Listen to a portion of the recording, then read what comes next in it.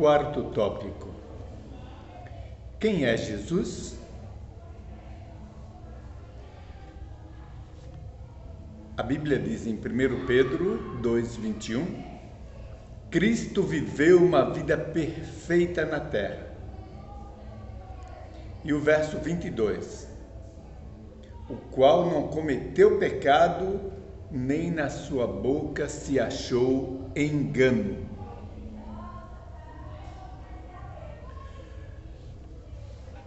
A notinha nos diz: os primeiros cristãos eram de fato um povo peculiar. A conduta inabalável e irrepreensível era uma reprovação contínua que perturbava a paz do pecador. Embora poucos em número, sem riqueza, posição ou títulos de honra, eram um terror para os malfeitores. Onde quer que seu caráter e doutrina fossem conhecidas, por isso os ímpios os odiavam, assim como Caim odiou Abel. Pela mesma razão que Caim matou Abel, aqueles que procuravam se livrar da restrição do Espírito Santo mataram o povo de Deus. Foi pela mesma razão que os judeus rejeitaram e crucificaram o Salvador. Queridos, é muito sério quando Jesus fala: no mundo tereis aflições, mas tende bom ânimo. Não é?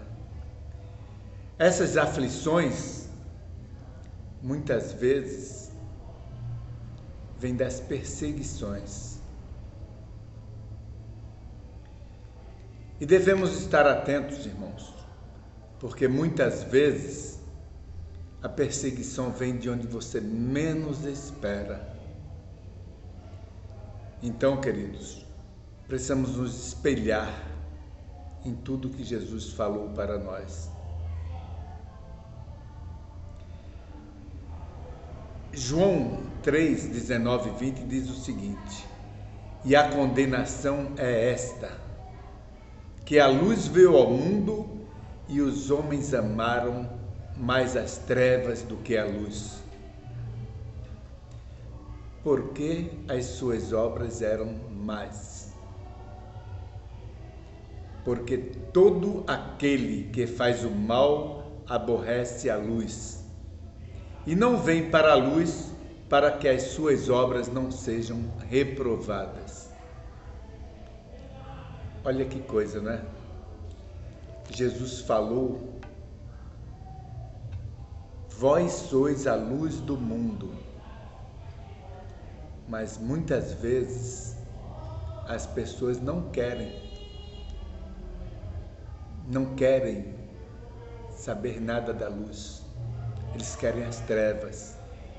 Então, queridos, vamos nos preparar, porque assim como tem as almas a serem ganhas para o Senhor, tem aqueles que querem deturpar toda a mensagem que você dá em torno de Jesus, falando do seu grande amor, que foi tanto que Ele deu a vida por nós. A pergunta B: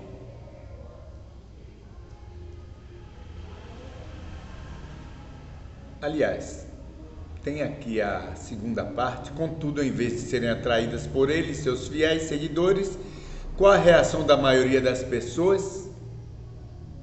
Timóteo diz: e também todos os que piamente querem viver em Jesus Cristo padecerão perseguições, como já falamos. Vamos à pergunta B: que poder supremo o Salvador do mundo manifesta, o qual tem a capacidade de atrair os seres humanos? 1 Timóteo 3,16. E, sem dúvida alguma, grande é o mistério da piedade. Aquele que se manifestou em carne foi justificado em espírito, visto dos anjos, pregado aos gentios,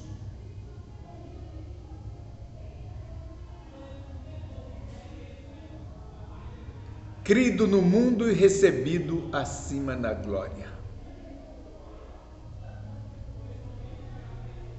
Esse é o nosso Jesus.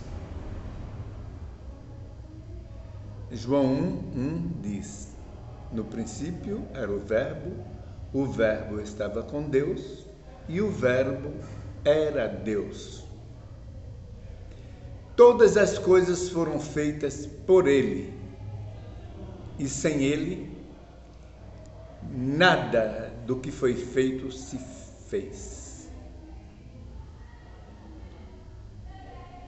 Hebreus 1, verso 8, Paulo, inspirado, diz o seguinte: mas do Filho diz, isso é Deus falando, né? Ó Deus, o teu trono subsiste pelo século dos séculos. Cetro de equidade é o cetro do teu reino.